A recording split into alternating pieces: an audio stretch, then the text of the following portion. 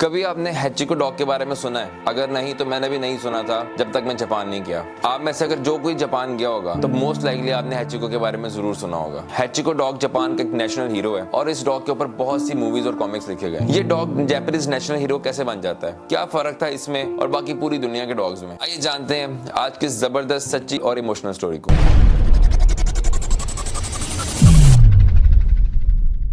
मेरा नाम डॉक्टर शर्मा सलमान है और मैं आपको अपने चैनल में एक नई वीडियो में खुशामदीद कहता हूँ। चैनल को लाइक और सब्सक्राइब लाजमी कर लीजिए ताकि मेरी हर आने वाली वीडियो अब तक पहुंच सके। कहानी की शुरुआत होती है प्रोफेसर यूनो से। Professor Ueno University of Tokyo में एग्रीकल्चर साइंस के प्रोफेसर थे और उनकी एक बहुत पुरानी ख्वाहिश थी। उनको बहुत अरसे से एक प्योर ब्रीड एकिता डॉग चाहिए था। वो इस ब्रीड को बहुत ढूंढते हैं लेकिन उन्हें ये कहीं से नहीं मिलता। उनका एक स्टूडेंट उन्हें सजेस्ट करता है कि वो एक इस प्योर ब्रीड को जानता है लेकिन वो जापान से दूर और डेड सिटी में मौजूद है, आप उसको चाहें तो अडॉप्ट कर सकते हैं। हैचिको 10 नवंबर 1923 में जापान के ओडेट सिटी में पैदा होता है। प्रोफेसर यूनो उसे 30 येन में खरीदते हैं। उस दौर में 30 येन भी एक बहुत बड़ी अमाउंट हुआ करती थी, लेकिन वो खुद जा नहीं पाते तो वो उसे ऑर्डर करते हैं। इस मासूम पप्पी को ट्रेन में बिठा दिया जाता है और वो ट्रेन करीब 20 घंटे लेती है टोक्यो पहुंचने में। 15 जनवरी 1924 को ये डॉग फाइनली प्रोफेसर यूनो के घर में पहुंचता है, लेकिन इस बेचारे पप्पी का बहुत ही बुरा हाल था। शुरू में तो प्रोफेसर को लगता है कि शायद मर चुका है, लेकिन उसके बाद प्रोफेसर यूनो और उनकी गर्लफ्रेंड मायूमी इतो ने इस पप्पी का इतना ख्याल रखा और इसे हर लिहाज से खुश रखा। उन्होंने इस पपी का इतना ख्याल रखा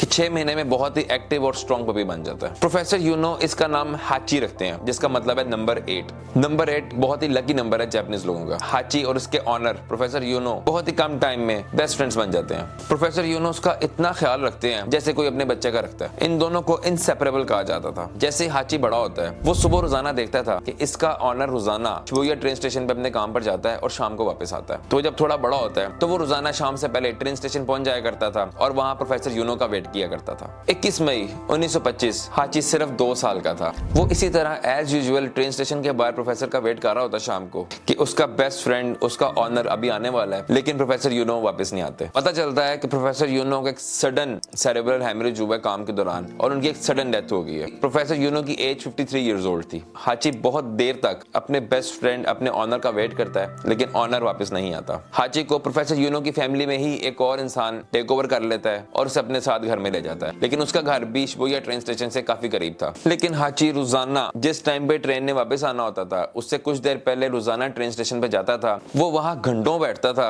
और उसका वेट किया करता था, लेकिन सैडली वो कभी वापस नहीं आता। वो पूरा दिन वहां बैठा रहता था और जिस टाइम पे उस ट्रेन ने वापस आना होता था उस टाइम पे वो खड़ा होकर हर एक एक पैसेंजर को बड़ी गौर से देखता था कि कहीं शायद उसे अपना बेस्ट फ्रेंड प्रोफेसर यूनो मिल जाए। कहा जाता है कि कुछ अरसे के बाद उसके साथ बहुत बुरा ट्रीट किया जाने लगा। लोग उसको गुजरते हुए तंग करते थे, बुली करते थे, इवन मारते थे और वहां का स्टाफ तक उसे तंग करता था। लेकिन ये सब कुछ बदल जाता है जब पहली बार हैचिको की कहानी एक अखबार में आती है। 1932 में एक जापानीज न्यूज रिपोर्टर इस हैचिको की कहानी को उठाता है और इसे पब्लिश कर देता है और बहुत ही कम टाइम में हैचिको एक जापानीज सेलिब्रिटी बन जाता है। लोग उसे हैचिको बुलाने लगते हैं जिसका मतलब एक फेथफुल डॉग होता है और देखते ही देखते ये एक world wide international famous story बन जाती है और पूरी दुनिया से लोग स्पेशल हैचिको के लिए जापान आना शुरू करते हैं और उसके लिए बहुत से गिफ्ट और बहुत सी चीजें लाते हैं और उसे अच्छे से अच्छा ट्रीट करने की कोशिश करते हैं। हैचिको की कहानी करोड़ों लोगों के दिलों को छूती है और वो इंटरनेशनली जाने जाना लगता है, लेकिन हैचिको किसी चीज से खुश नहीं होता, वो किसी गिफ्ट को एक्सेप्ट नहीं करता और वो चुप करके अपने मास्टर का वेट करता रहता है और वो इतना वेट करता है, इतना वेट करता है कि वो अपनी अगली पूरी जिंदगी उसके इंतजार में लगा देता है।